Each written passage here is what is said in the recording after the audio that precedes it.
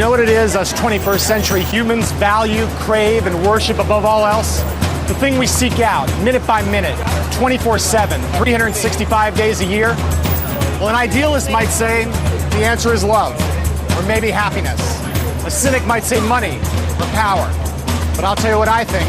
After watching my fellow bipeds shamble around this spinning rock low these many years, I say the deepest human impulse, the most profound desire and need, is for communication. But right now, at this moment, communication is changing.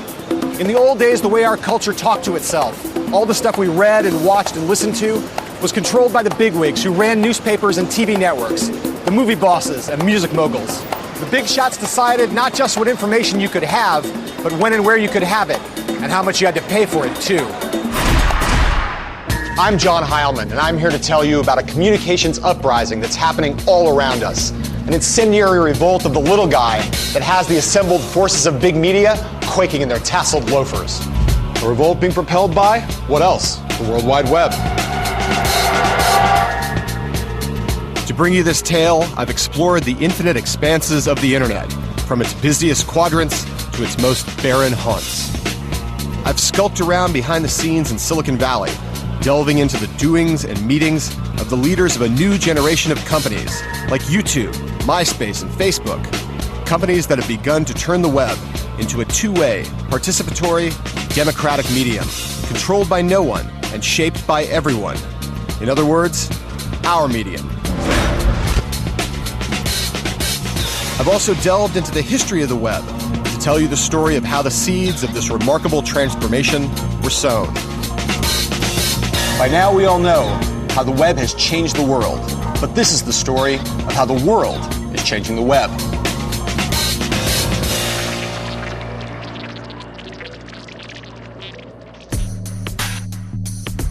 This is Silicon Valley, California, and these dudes are Chad Hurley, Kevin Rose, and Jay Adelson. Now, they may look more like Doogie Howser than Che Guevara, but these guys are among the leaders of the Web 2.0 revolution.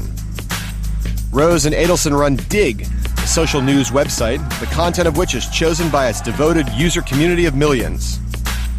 Hurley, meanwhile, is the co-founder of one of the planet's most insanely popular websites, YouTube, the online video sharing service that was bought by Google in 2006 for a jaw-dropping $1.65 billion. Now, you might think that like other startup players, these guys are in it to get rich. And yeah, they are. But they're also on a mission to change the world through web-enabled people power. I think it's just, this is what the internet's all about. The internet's about connecting individuals or connecting individuals to information. Who do you trust more? Do you trust some corporate executive in some smoky-filled back room, or do you trust your peers and the people who are connected to you? If that sounds like fighting talk, that's because it is. Dig and YouTube are part of a new wave of web services, each more popular than the last, all of which offer an alternative to old-school media, like the one you're watching right now.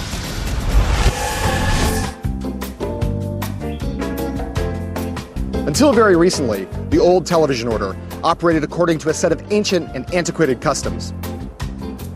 Incredibly charismatic and slightly obnoxious, guys like me would travel around the world with huge expense accounts and even bigger salaries, getting ourselves filmed by guys like these. For the average person, the TV industry was impossible to get into. It was a clubby system that decided on its own what would get on the air. Them two, in other words. But not anymore. Today, the TV industry is being blown wide open, made accessible to everyone, all because of YouTube and a transformation summed up by its two-word slogan, broadcast yourself. Before, it was just the traditional media companies that would control the gates of distribution. And also, they were controlling what was being produced. But we think everyone has an opportunity or should have the ability to be heard. It's not surprising that some of the titans of television find YouTube so threatening, especially after its marriage to Google. For what Chad Hurley and his gang have done is given us all a power that used to reside only in the hands of the masters of big media. They've given each and every one of us our own personal broadcast tower from which we can transmit our home video creations, be they brilliant or utterly moronic, to a potential audience of millions. Over at Dig, a similar kind of experiment is underway. Only here the subject isn't frivolous TV entertainment, but that most self-serious of subjects, news. Like a newspaper, Dig is full of the latest goings-on from around the world. But what lands on Dig's front page isn't decided by some stripy-shirted, ink-stained Ben Bradley wannabe. It's decided by you, the user. The more people who dig, which is to say vote for, a given story, the more prominence it gets on the site. You know, it's always been a handful of editors that determine what belongs on the front page of a newspaper or anywhere else. Now it's the entire, close to 1 million registered editors that we have that are constantly looking for great news, information, stories, videos, and anything else to expose to the community. What Dig is doing is it's saying a blog could be on the same plane as the New York Times, and it's up to the people to decide what's important. The guys at both YouTube and Dig are believers in a theory known as the wisdom of crowds. They're also deeply in touch with the fact that we love nothing more than the sound of our own voices, the sight of our own images on a screen. But there may be nobody who understands all that more deeply at this moment than this kid, Mark Zuckerberg, the 22-year-old founder of the burgeoning social networking site Facebook.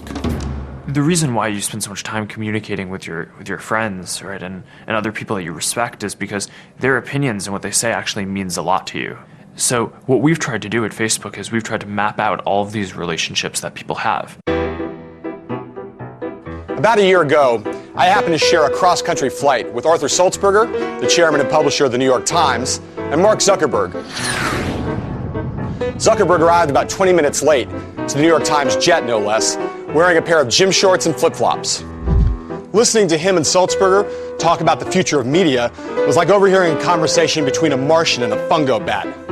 When the flight was over, Sulzberger asked me what I thought of Zuckerberg, and I said I thought he was smart but young. Sulzberger replied, yeah, smart, but really young, and really, really lucky. He said he was just the flavor of the month. A year later, the New York Times' share price and profits were falling through the floor, and the company was conceding that its web strategy was a total mess. Meanwhile, Facebook was growing like gangbusters, getting ready for what was sure to be a multi-billion-dollar IPO, and looking, quite possibly, like the next Google. But the truth is, Facebook and YouTube and MySpace and Dig didn't come out of nowhere.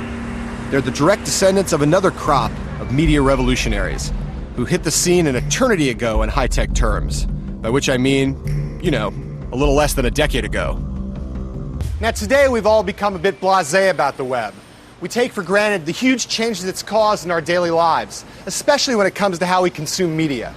But take a second and cast your mind back to, say, the mid-1990s. Remember how it used to be.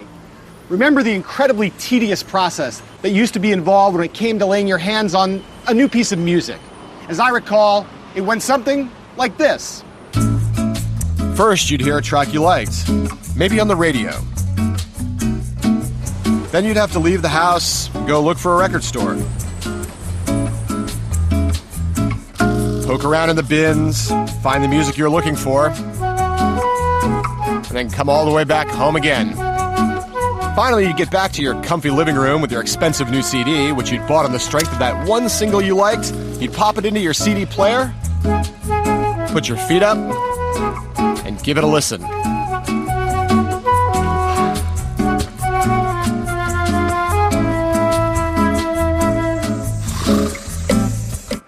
And more often than not, you'd find out that the rest of the CD was complete and utter crap. But that's the way it was in those days, and there was nothing you could do about it. Or at least that's what most of us thought. But tucked away in the college dorms and suburbs of America were some folks who thought differently. The nerds in question were guys like David Weekley, Justin Frankel, Cable Sasser, and Steve Frank. Music lovers who started playing around with some obscure technology that put tunes together with PCs and the web. I think most people weren't ready for the idea that real music could come from their computer, and they'd actually be introduced to new music through their computer and through the internet. I mean, most computers didn't even have speakers that came with them. It's kind of an exciting time because it was the beginning of that music revolution, and you could feel that it was changing. You could feel that something big was going to happen. I made software for playing music that was really low quality and on homemade hardware in high school, and then by the time I was in college, MP3s sort of were available. So I started playing around with that, and the quality was actually really good. In the old days, music files were huge and unwieldy, but MP3 provided a way of compressing the data in a much smaller digital packet, and therefore making it easy to move back and forth around the net. Turned on by the possibilities of all this, Frank, Sasser, and the 18-year-old Frankel went and created downloadable media players Audion and Winamp, applications that allowed users to store and play music in the form of MP3s on their computers. But that was just the start.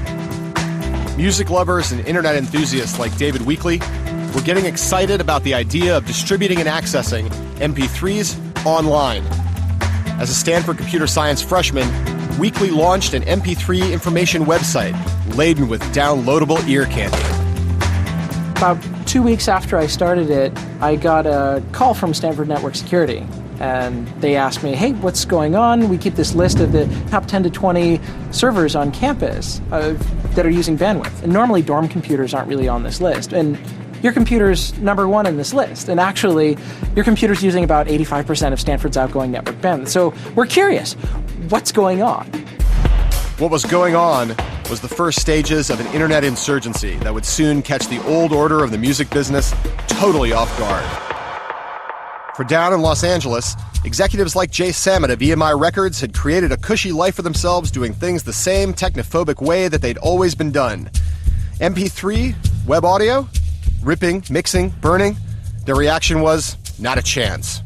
The record industry as an industry, all the labels working together, funded a project called Madison, which was a test with IBM to put CD burners in people's homes. This was a test done in San Diego to see would consumers purchase and download and burn music. And the conclusion of this very expensive test done by IBM and these major record labels was that no consumers would ever want to do this. And what a brilliant insight that was.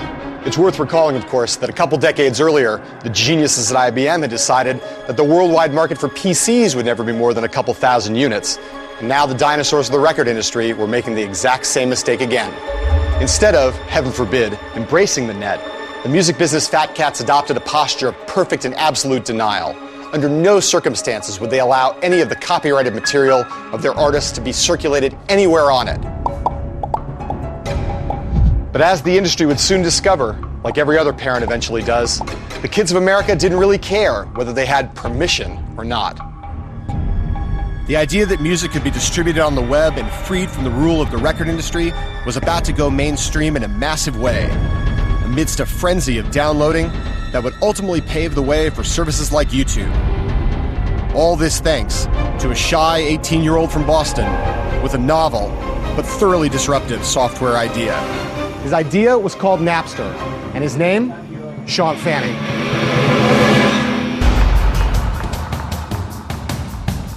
Back in 1999, Fanning was studying at Boston's Northeastern University.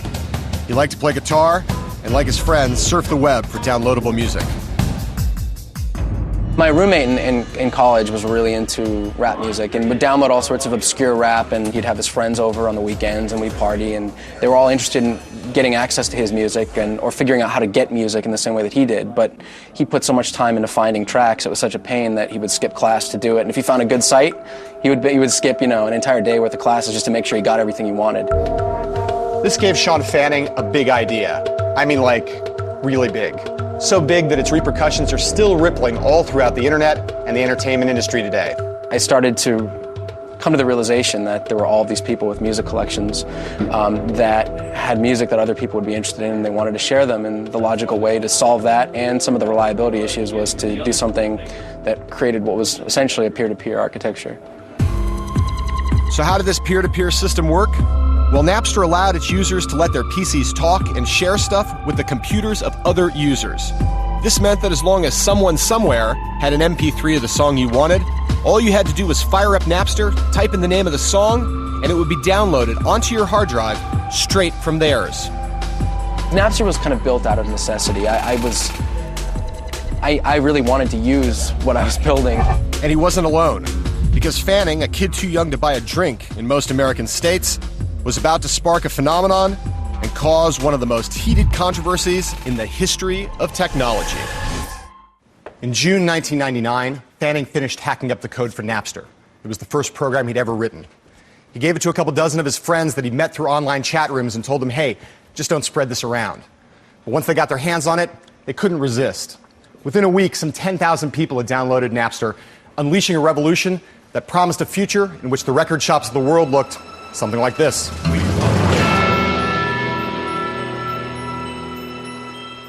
We just had an explosion of downloads, and the network started to go crazy, and from there on, it was a blur. College kids, forever on the prowl for anything free, were the first to catch the Napster bug. In the next few months, the program raged across American campuses, and by October of 1999, Napster-driven MP3 downloads were taking up 75 to 80% of the available bandwidth of many U.S. universities. In less than 4 months after Fanning released it, Napster had passed the 1 million download mark, making it the fastest spreading software ever. For many, the equation was dead simple. Napster equals free music. But what Fanning had created had implications that went way beyond music. He created a means of turning users from passive recipients of information into active and engaged participants, announcing their tastes, sharing their most prized possessions, and talking to each other about their greatest passions. And in the process, they were becoming one of the first genuine web communities, something that countless sites in the future, from Friendster to MySpace to Facebook, would try eagerly to become. It was one of those things where just something as simple as seeing someone downloading a particular track from you and being able to right-click on them and message them and talk to them about the track was something that became so powerful, and it wasn't really possible before Napster. With Silicon Valley venture capitalists pounding at the door, Fanning picked up and moved out west to California, turning Napster from a hobby into an official business. The future looked bright for the fledgling service, but there was just one little problem. Napster's unprecedented success hadn't passed unnoticed by Hillary Rosen, the head of the Recording Industry Association of America, an organization set up to represent the interests and protect the revenues of the music business. Rosen was known as one tough cookie, and she wanted a word with Fanning. We called Napster and said, wow, cool idea. Did you know it's illegal? And really, no, it can't be illegal. This is, well, okay, yeah, maybe it is. Tell us what you want us to do. He says, well, you're really going to have to filter out the copyrighted songs on your site. Well, how do we know what's copyrighted? Well, pretty much if it says Rolling Stone, if it's a Rolling Stone song, you can imagine it's copyrighted. It didn't matter how cool and cutting edge it was. As far as the music industry was concerned, using Napster to trade files online for free was the same as going into a record store and stealing a bunch of CDs. And with millions of files being traded online every day, this was shoplifting on a vast and epic scale. It was only a matter of time before someone said enough's enough, threw down the gauntlet, and tried to take Napster down. But as it turns out, that person wouldn't, at least at first, be the RIAA or some music industry executive. Far from it. These golf club-wielding fellows are Howard King and Peter Paterno, top Los Angeles entertainment lawyers. Back in the summer of 1999, King and Paterno looked up one day and glimpsed the arrival of Napster, the renegade web file-sharing application that they realized had enormous implications. Well, the whole file trading phenomenon was starting to sweep mostly college campuses, and music was getting exchanged, and nobody was paying for any of it. Golf is so rock and roll. It's like, let's see, I got $20, I could buy a CD, or I could buy enough weed for the weekend. Well, I can download the music, and I can still buy the weed. All right, I'm in. I thought, okay, fine, they're swapping these MP3s. College kids will steal it and, won't catch on. But really, within a week, we understood how big it was. Once we went public and people started coming to us with technical information and stories, we realized that this really was not only the potential end of the music business, but the end of the movie business and the book business, and really the end of protection for intellectual property. We understood within a week that this was a huge genie that had been let out of the bottle. And boy, was you right about that. Though Napster may not have actually put an end to intellectual property, it had set music free, breaking the distribution monopoly exercised by the record business. All of a sudden, millions of kids were swapping songs willy-nilly, threatening to cut out the middleman, and eliminate the profits that paid for the Ferraris and fancy country club fees of the suits who ran the labels. But it wasn't just the suits who were in danger of taking a hit, it was the artists too. So King and Paterno set their sights on them, trying to persuade their superstar clients like Dr. Dre that Napster and the internet were a clear and present danger to their bling. We actually took a laptop to the studio, and we said, let's show you how easy this is. Dr. Dre, boom. Every song he ever recorded is on there, and there's all kinds of versions of it. And then, you can see in those days, for every song there might be 5,200 people offering it for free. He got it, and he goes, so I work 24/7 in the lab. I come up with stuff, and they can steal my the day it comes out. He goes, that. Now, the language that Dr. Dre used may have been ghetto, but the sentiments he was expressing were 100% corporate. Suddenly, he and his crew were reading up on copyright law and starting to realize that the very future of intellectual property, the thing that allowed them to rake in the Benjamins, was at stake.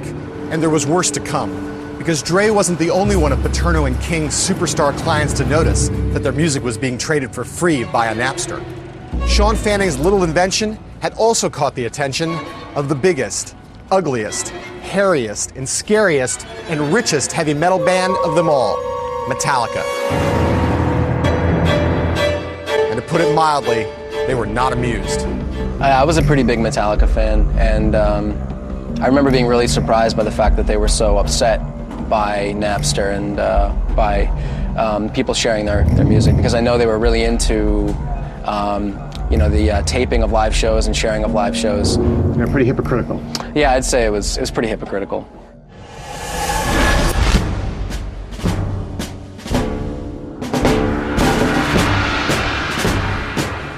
On May 3rd, 2000, Metallica's drummer and de facto spokesman Lars Ulrich arrived here at Napster's San Mateo headquarters on the northern edge of Silicon Valley. He was flanked by his lawyers, Paterno and King, for what would turn out to be a legendary, or ludicrous, depending on your point of view, encounter with their digital nemesis. I think he expected to come there and find like a big company with like a big sign out front with its own separate building, and he came there and it was like one small office with a couple guys in a bank building. And so I really don't think he knew what he was getting into. We let the press know, but I have to tell you, when we rounded the corner in front of Napster's headquarters and saw at least 250 reporters with all the trucks in the towers, we were all shocked, because that was the first real sign that this is a pretty hot issue. Ulrich and his lawyers were here to make a point. They wanted some 300,000 Napster users, all of them trading Metallica songs, to be banned from using the site. And in case there was any doubt about who those users were, they brought with them a stack of computer printouts listing the names and details of each and every one of them. There were people outside with signs and smashing Metallica CDs, and it was pretty funny. It was a cutting-edge issue with quality clients and, substantial intellectual issues. It's a great experience for a lawyer. And we were right. Oh yeah, we had the added convenience of being correct, something as lawyers we don't often have. They may or may not have been right about the law, but they definitely were not cool. The furor over the Napster-Metallica war boosted Napster's popularity even more. Its user base was exploding. Sean Fanning had become a cult icon, worshipped by kids all over America, while Metallica was left looking like a bunch of greedy Luddites, and worst of all, totally square.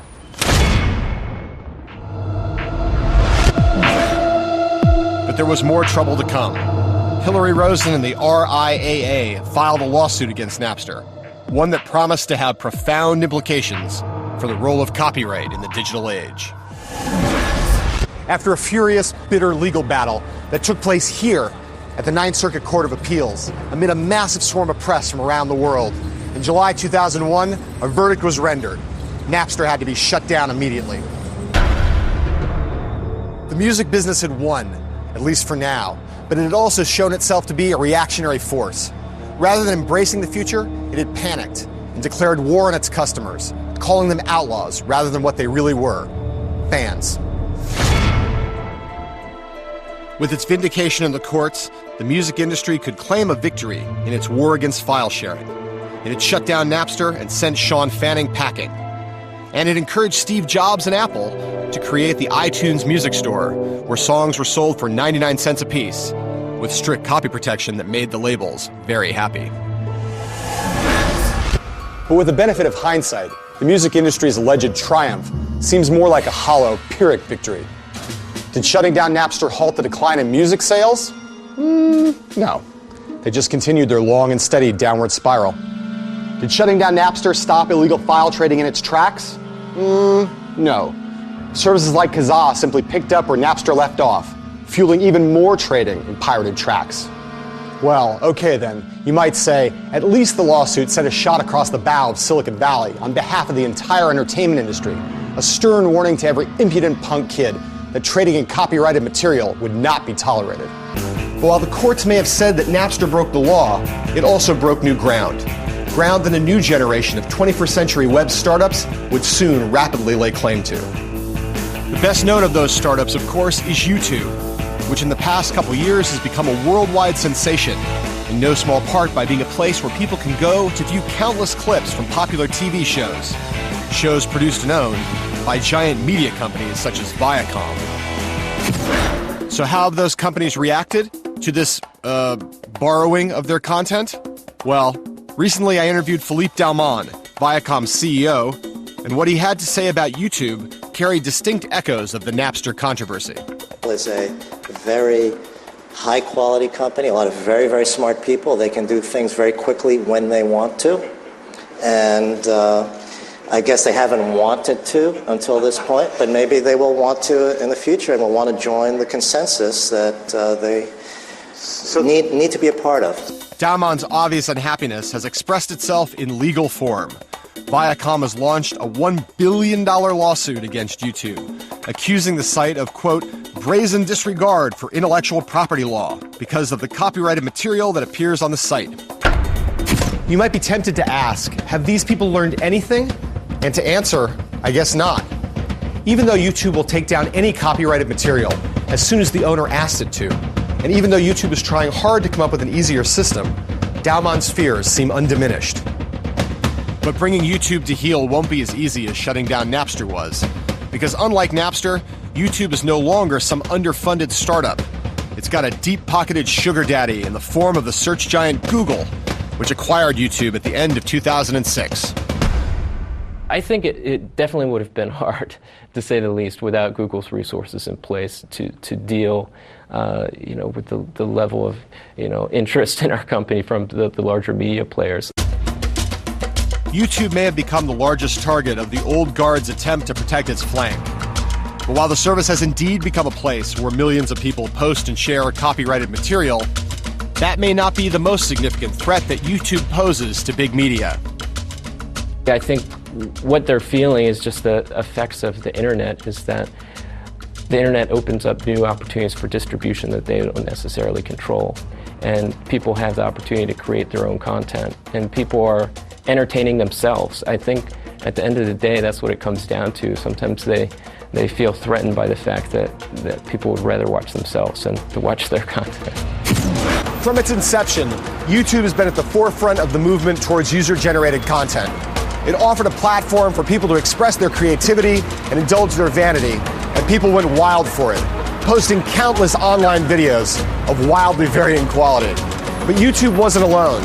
With the rise of sites like Craigslist and Flickr, Dig and Match.com, posting online video was just one of many ways in which people became active players in an increasingly two-way web. They shared their music. They sold their stuff. They posted pictures of themselves when they tried to get a date. With this shift in attitude, a new era began on the internet, an era where content was created by the crowd in all its wisdom and stupidity, an era that would come to be known as Web 2.0. The phrase means different things to different people, but no one has been a more pivotal theoretician of it than Fred Wilson. Wilson is a New York venture capitalist, a very rich man, and the backer of such cutting-edge Web 2.0 services as Delicious and Twitter. He's also a highly respected blogger who draws a large audience of people eager to listen to his musings, not just about money and investing, but about the meaning of it all. The fact that the people who are firing up their web browsers and going onto the web now can actually contribute back and be a participant in the web experience, whether that's contributing content, whether that's voting on Dig, whether that's, taking a video on YouTube and putting it somewhere else. They are having an everyday meaningful impact on what the web is. That to me is what Web 2.0 is all about. Where all the strands of Web 2.0 come together is in the new world of social networking, which was born in the wake of the dot-com crash. First came Friendster, a glorified dating site that rose and fell quickly, but that was followed by MySpace, founded in mid-2003 by two LA hipsters, Chris DeWolf and Tom Anderson. The MySpace page is very similar to a person's bedroom or potentially their apartment, whereby on their MySpace page there's different colors, there's music playing in the background, there's photos of your friends up, and it's very similar to what you may have in your bedroom or your apartment. It gives you this real insight into someone that ordinarily you wouldn't have. As it was with Napster, the initial popularity of MySpace had a lot to do with sharing and accessing music. By the spring of 2005, the site had gone through the roof, attracting 27 million registered users, growing at a blistering pace, and overtaking even the web's reigning colossus in terms of monthly traffic. When we passed Google in page views, that was a significant moment. It just seemed, wow, we can't be that big, It just didn't seem right for us and the small company that we had, and Google was so huge and always in the news, and that was a very significant moment when that happened. By the summer of 2005, MySpace seemed to be everywhere. All of a sudden, every kid you met had a MySpace page. Every band had one too. Hollywood had started using the site as a prime marketing vehicle for its wares. It didn't take a genius to see that MySpace was a potential gold mine. Although genius is exactly what many people attribute to Rupert Murdoch, the man who presides over the globe-spanning media empire that is News Corp, and who that July wrote a very big check to take over MySpace.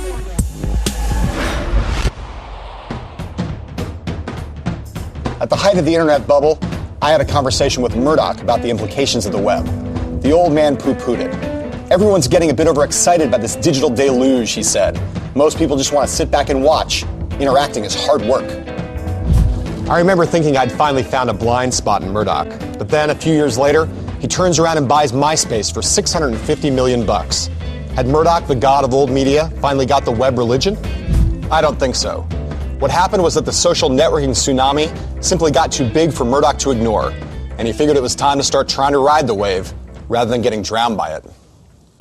But as News Corp would soon discover, on the internet, money can't buy you love, or a permanent position of unchallenged dominance. The new thing is always just around the corner, and when it comes to social networking, the new thing is Facebook, a startup founded by the now 23-year-old Harvard dropout Mark Zuckerberg, and which out in Silicon Valley is being mentioned by everyone in the same breath with Netscape and Google as a startup that has the potential to fundamentally change the web. So it started off pretty small, right? We threw together the first version of the product in just a week and a half. 2/3 of Harvard students were using it within a couple of weeks, right? And then all these other students from schools around Harvard started emailing us and saying, okay, well, can you open a version of Facebook at our school? And we just quickly expanded it as fast as we could. Right, and then we expanded to all the colleges in the US, and then all the high schools, and then a lot of companies, and then we made it so that anyone can sign up. And then since then it's grown from about 10 million active users to maybe 50, and it's still growing at this rate where it doubles every 6 months. This story might sound familiar, and in a way it is. Boy creates software in college dorm room. Software catches on, takes the web by storm. Boy moves out to Silicon Valley, climbs into bed with venture capitalists. Boy winds up on the cover of Fortune and makes so much money that you can't help but kind of hate him. But Mark Zuckerberg isn't just your typical Valley boy.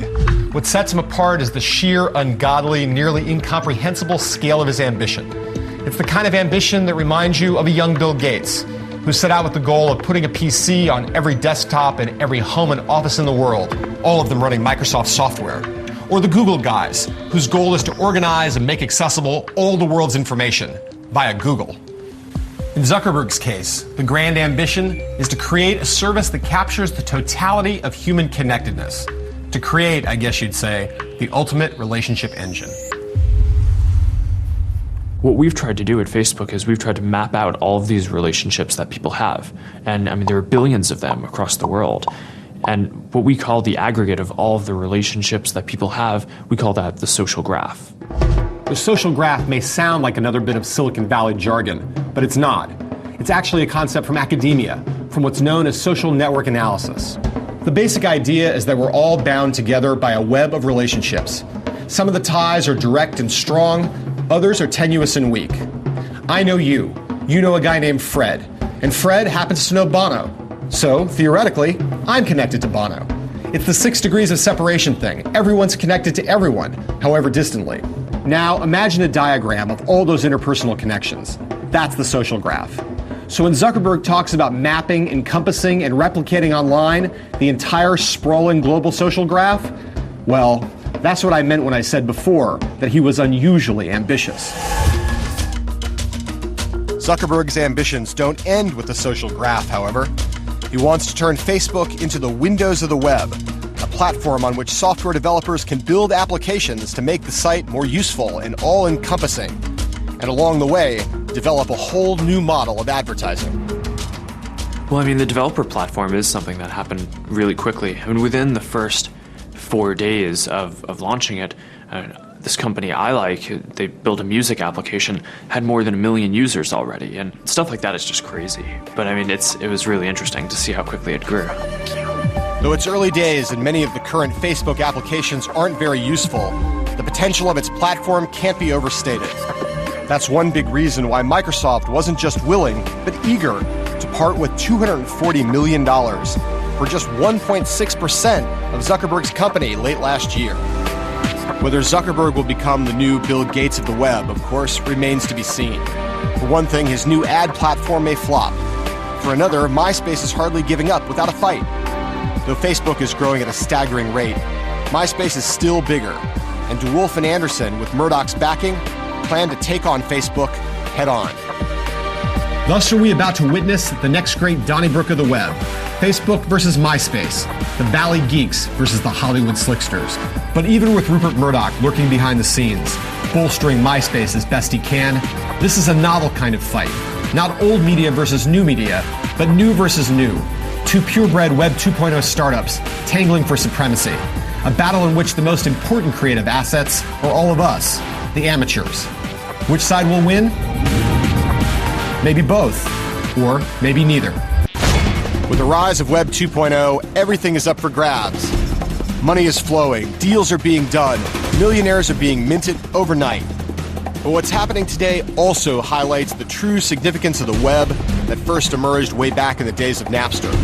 The way it's put fantastic power in the hands of individuals. And while this power can be turned into profit, there are those whose aspirations are deeper, more altruistic. They're the people behind sites like Craigslist and Wikipedia. People who can't be bought. As the traditional media have watched the emergence of the two-way web, their denizens have begun to wonder, and even fret, about the future of their industries and themselves. And among the most fretful have been my pals who work in places like this, in the world of professional journalism.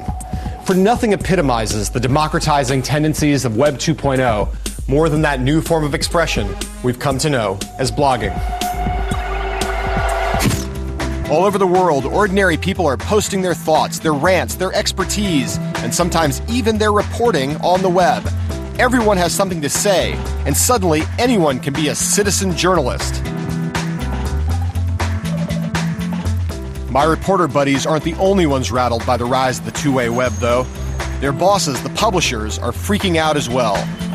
Now, back in the day, and until very recently, newspaper publishers could kick back in their offices, comfortable in the knowledge that no matter whether the economy was up or down, they always had one reliable source of revenue, classified ads. But today, those same newspaper publishers aren't comfortable at all. Instead, they're trembling with fear every time one word gets mentioned. No, not internet, and not web. Instead, it's Craig.